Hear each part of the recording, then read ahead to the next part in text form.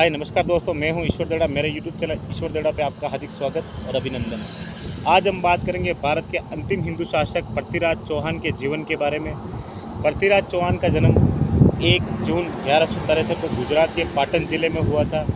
महाराज श्री सोमेश्वर और महारानी श्री कपूरी देवी के घर पे जन्म हुआ था। महाराज श्री सोमेश्वर और कपूरी देवी के राजमहल में 12 साल तक उनके संतान प्राप्ति नहीं हुई थी और 13वीं साल में महाराज श्री पृथ्वीराज चौहान के रूप में उनको संतान सुख का फल मिला। हम उन्हीं पृथ्वीराज चौहान के जीवन के बारे में हम बात करने जा रहे हैं आज। पृथ्वीराज चौहान ने लगभग अपने जीवन में अपनी जो अजमेर जो उनको शासन दिया था उससे कई गुना अपनी सीमा बढ़ा थी। लगभग कहते थे कि हिंदुस्तान के अंतिम हिंदू शासक थे। तो हमें उनके जीवन के बारे में हमें अवश्य पता होना चाहिए, क्योंकि हमारे पूर्वज है और हमारे पूर्वजों के बारे में हमें नहीं पता, क्योंकि कहते हैं ना डीएनए पता होना चाहिए। डीएनए अगर आप खुद को इंसान को नहीं पता तो उसका वर्चस्व क्या है दुनिया पे पता नहीं चल पाएगा। कारण ये बात है 1162 ईस्वी में, जब पृथ्वीराज चौहान 1 साल के हुए थे और उनके पिताजी के खिलाफ कई षड्यंत्र रचने लग गए कि इनके घर पे औलाद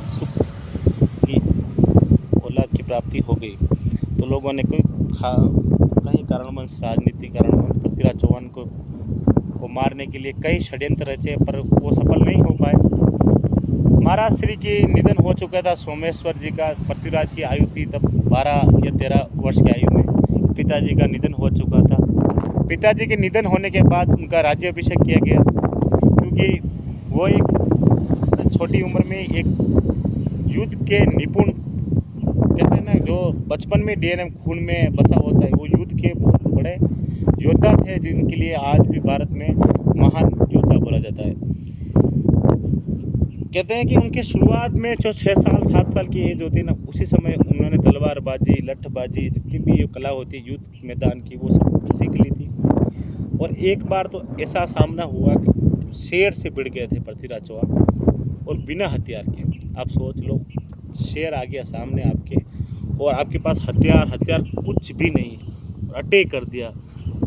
उस पृथ्वीराज चौहान ने शेर को किल्ड कर दिया। आप समझ लो वो कितना ताकतवर होगा। आप सोचने मजबूर होंगे इस बात को कि आज हम शेर अगर 100 मीटर दूर नजर आ जाए ना, अपनी गाड़ी रिवर्स 50 किलोमीटर कि भाई वहाँ बाघ देखा था, हम फोटो जरूर खींच लेंगे, हाँ सोशल मीडिया पे डालने के लिए, पर सामना नहीं कर सकते और बिना हथियार के। पर हमारे पूर्वजों ने बिना हथियार के शेर के सामना के इतना कलेजा था। आप सोच सकते हो पृथ्वीराज चौहान कितना महान योद्धा होगा। पृथ्वीराज चौहान को 13 साल की उम्र में राज्याभिषेक कर दिया गया। फिर उन्होंने अजमेर और दिल्ली का शासन संभाल लिया था। उसके आसपास पूरी अपनी सीमाओं को फैला दिया था।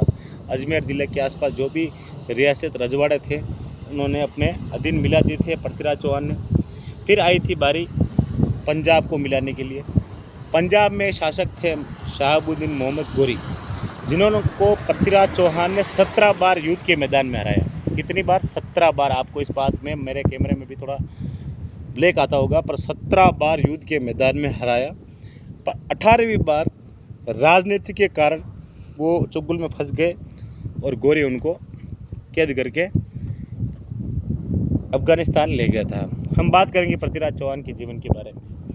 पृथ्वीराज चौहान के जीवन में 13 साल की उम्र में तो उनका राज्याभिषेक हो गया। इधर पूरे राज्य की बागडोर खुद को संभालनी, अपना वर्चस्व बढ़ाना। फिर आती है पृथ्वीराज चौहान के स्वयंवर की घटना। ये भी बड़ी दिलचस्प है, क्योंकि पृथ्वीराज चौहान जिससे प्यार करते थे उनका नाम था संयोगिता। वो कन्नौज के शासक जयचंद की बेटी थी, जिन्होंने पृथ्वीराज चौहान का हमेशा विरोध किया, उनको नीचा दिखाने के लिए हर हरकत की।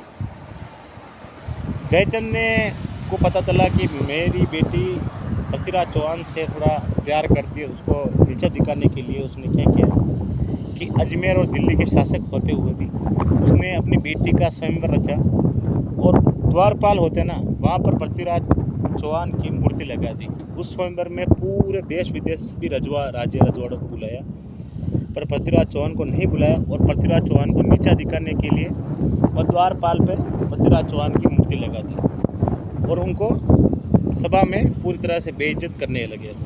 तभी पृथ्वीराज चौहान ने पूरी सभा में अपना प्यार को अपनाने के लिए, अपने प्यार को पाने के लिए सहयोगिता का जो उनसे प्रेम करती थी, जो उनका स्वयंवर पिता अपने खाली पृथ्वीराज को नीचा दिखाने के लिए कर रहे थे, उनका अपहरण करके अपने साथ लेके अपनी अजमेर ले आए और पूरा माहौल वहाँ बिगड़ गया। पृथ्वीराज चौहान ने वहाँ भी एक जीत हासिल कर दी जयचंद के विरुद्ध। तो जयचंद ने सोचा कि अब पृथ्वीराज ने उसको नीचा दिखा दिया और राजा भी सब रजवाड़े सब उसके खिलाफ हो गए, क्योंकि स्वयंवर रचा था, सभी देश विदेश के सभी राजा आए थे, सभी राजा पृथ्वीराज चौहान के खिलाफ हो गए थे। वो कहते हैं ना, पृथ्वीराज चौहान के साथ जो गद्दारी हुई, कहते हैं ना, पूरे राजा रजवाड़ा जयचंद सब मिलके शहाबुद्दीन गौरी को जब युद्ध हुआ था, कन्नौज के महाराज श्री जयचंद को पता चल चुका था कि शहाबुद्दीन मोहम्मद गौरी और पृथ्वीराज चौहान के बीच आपस में लड़ाई हो रही है, झगड़ा हो रहा है, युद्ध चल रहा है। तो उन्होंने अपनी सेना, कन्नौज की सेना एक तरफ तो भेजी पृथ्वीराज चौहान के नाम पे, हम पृथ्वीराज चौहान का सपोर्ट कर रहे हैं, पर उसी सेना ने नरसंहार करना लगे। वो पृथ्वीराज चौहान की जो 3 लाख और 300 हाथी की सेना थी, उसको आपस में काटने लगे। समझ रहे हो कि भाई मेरे साथ कोई आ रहा है और सपोर्ट के लिए, वही मुझे काटने और मारने लगे।